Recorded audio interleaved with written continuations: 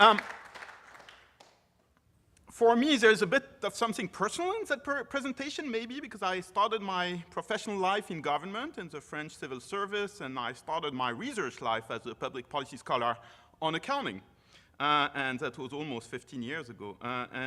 So talking about government accounting in these 2 days is a way of coming full circle.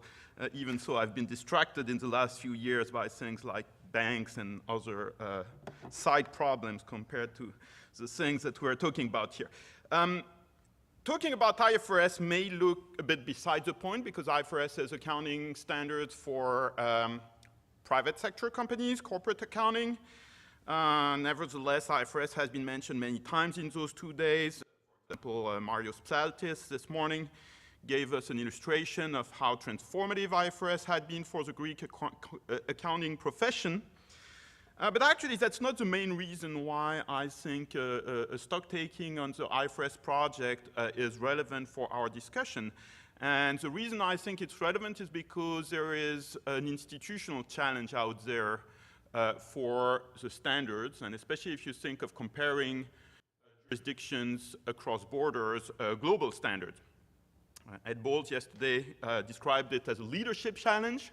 I think very powerfully. He said, you know, the institutions like the IMF, the European Commission, should play a role in making adoption of standards like IPSAS more comprehensive, but they don't. I don't think it's leadership in the sense of individual leaders. I think it's much more about structures than individuals, but there is indeed an institutional challenge in terms of the adoption of IPSAS. And here IFRS is interesting because obviously it's accounting standards, so it's sort of a related set of challenges. There are some similarities. They're way ahead of IPSAS in terms of adoption. I will illustrate that in a minute. But there is perhaps a more profound question here, which is what makes change happen? And I think, to make a long story short, what made IFRS happen on a global scale was the tech boom and bust of the late 90s and early 2000s, and some alignment of stars in Europe. But I think there's a sort of question here for us, which is why did the Greek crisis not make something similar happen with IPSAS? Why is it that after such a comprehensive failure of public accounting in a euro area country, we didn't have comprehensive reform? We had some reform. Eurostat is doing some things that it didn't do before. There is an ESA 10 instead of ESA 95. Is that the right number? I always forget. But that's sort of baby steps compared to what could and perhaps should have been expected. Martin Manuzzi yesterday told us about a wasted crisis, and I think this expression is not too strong. So I think it's an interesting question to ask. Also, Ian Carruthers asked yesterday, or this morning actually, how IPSAS could get more traction with credit rating agencies, but I think we can ask this question more generally. How can IPSAS get more traction? Why is it that they don't get more? And clearly, let me be clear, this is not about the quality of the standard setting process. It's not about the quality of the standards in terms of their content. It's not about the quality of the people on the IPSAS board, which are excellent, and I think the right kind of profiles, and not questionable in terms of skills, goodwill, and integrity, but there is some things that hasn't worked here, may work better in the future, and I think we have to think about that. So let me get to my slides. I'll try to be very quick with IFRS, because again, it's not our main concern here. I take it more as a metaphor than anything else. You know the acronyms. IFRS is International Financial Reporting Standards, often confused with IAS, which were international accounting standards before reform in 2001. The proliferation of acronyms in this space is absolutely horrendous, so I'm not going to give them justice. And this is in contrast with the main national reference, which is generally accepted accounting principles in the US, which is such an important reference that people now refer to national GAAP to say national accounting standards, even so GAAP is a US acronym originated in the New Deal reforms of the securities markets in the early 30s. The project started in the late 60s. The head of the ICAEW at the time was a visionary. And he said, well, accounting should be international, and accounting standards have standard setters, even so, at that time, there was a more loose notion about accounting standards in many jurisdictions, including the UK, but accountants should work with each other internationally. And so he created an Accountants International Study Group in 1973. This became the IAS committee with 10 members, mostly OECD countries, but as you can see, not only Anglosphere. In 2000, the EU, the European Union, and that's linked to the tech bubble, boom and bust, decided to adopt IFRS and has made the decision to 2000. It was implemented 10 years ago. And that was a catalyst for a vast global expansion. So since then, most medium-sized and most small economies, advanced or emerging, including some pretty poor countries, have adopted IFRS as their standards, both in general terms for listed companies and for financial institutions. There are outliers, of course. There are 4 main outliers to different degrees: China, India, Japan, US, also Indonesia. But the rest of the world is pretty much IFRS land. So how does it work? There are 22 trustees of the IFRS Foundation. The foundation is a US legal entity, Delaware, but actually all the operations are in London. The trustees are the governing body of the foundation. They basically self-appoint and self-renew. I will come to some more details about this, but that's a very striking governance framework. The trustees appoint the International Accounting Standards Board, 14 board members at this point. Of course, they have staff and advisory bodies. It's a bit more complicated. There are about 100 staff, I think, in London, maybe a bit more. Most of the staff in London, there's now an office also in Tokyo.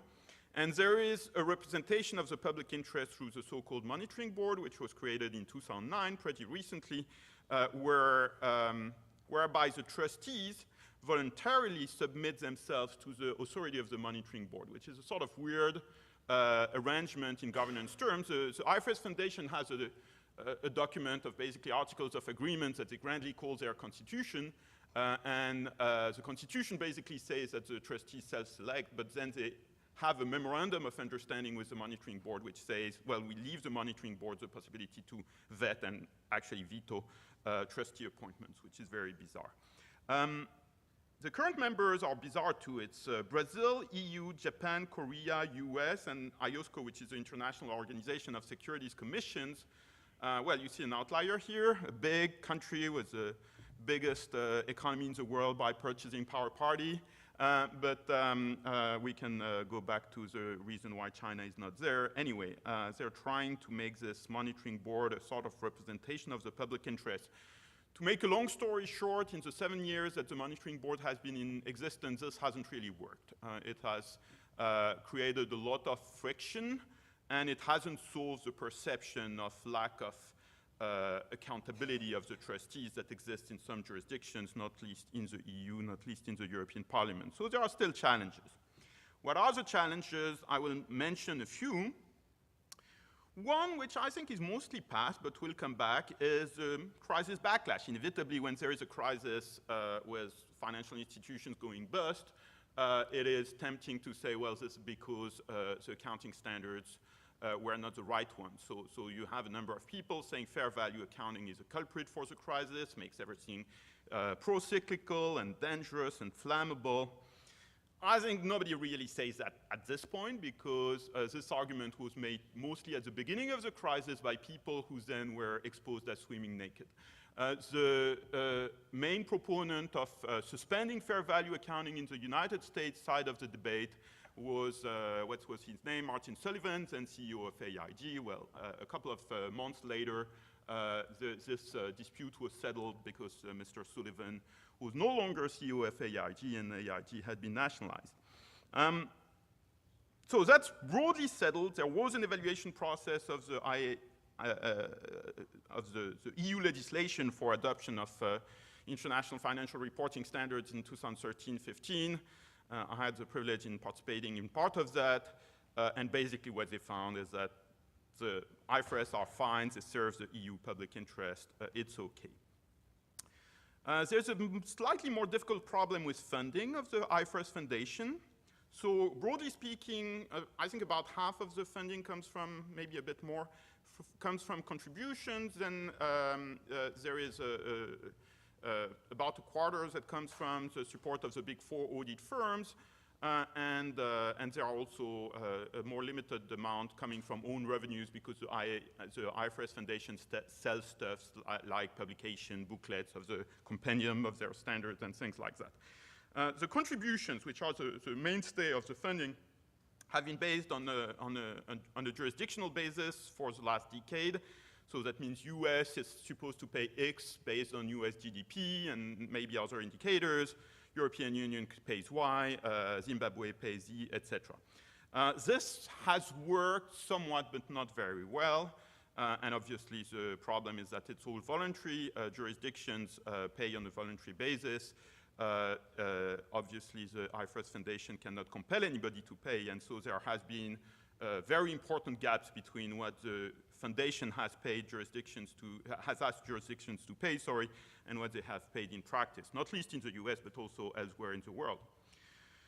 And the result is that the IFRS Foundation doesn't get enough money. That's been a constraint on their activity, especially on increasingly important functions like research, implementation, and monitoring of implementation, so they have enough money to do their basic activity of setting standards, but now they have to do more in order to be effective, and they cannot fund that.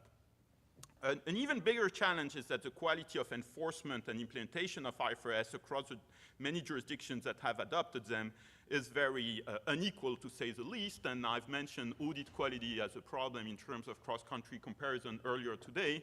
There are two elements in terms of the quality of the implementation: auditing by the auditors, enforcement by securities market authorities like the SEC in the US, and both of them are very unequal, and the IFRS Foundation is a bit reluctant to name and shame in this area, even so I would believe they should.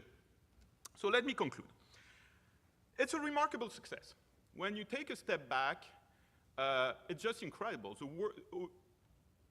Roughly speaking, 2/3 of the world have adopted IFRS as their accounting standards. And there are many people who think accounting standards are important as potentially a tool of economic policy. They influence behavior of economic agents. So the fact that all this in 2/3 of the world has been delegated to basically an accountable, basically private sector body in London is just amazing in terms of success of global standard setting, with also a number of challenges that I've mentioned.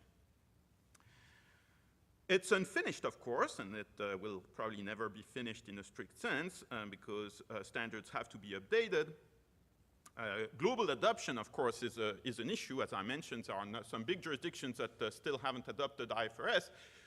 One possibility in those big jurisdictions like US, China, Japan is that you see the emergence of a two-tier structure. Instead of all listed companies having to use IFRS, as is the case in the EU and most jurisdictions that have adopted them, you would have something with more differentiation between the more internationalized listed companies and the others that would stay with local standards. And in Japan, as of the latest count, there are more than 100 companies that have adopted IFRS on a voluntary basis.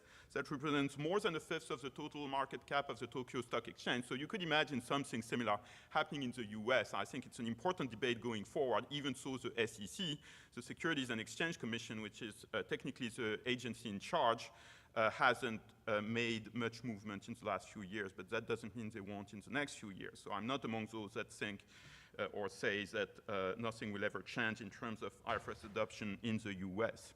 But the biggest challenge of all is a governance challenge in terms of legitimacy of the trustees and engagement with the investor community, which ultimately is the essential constituency of international accounting standard setter.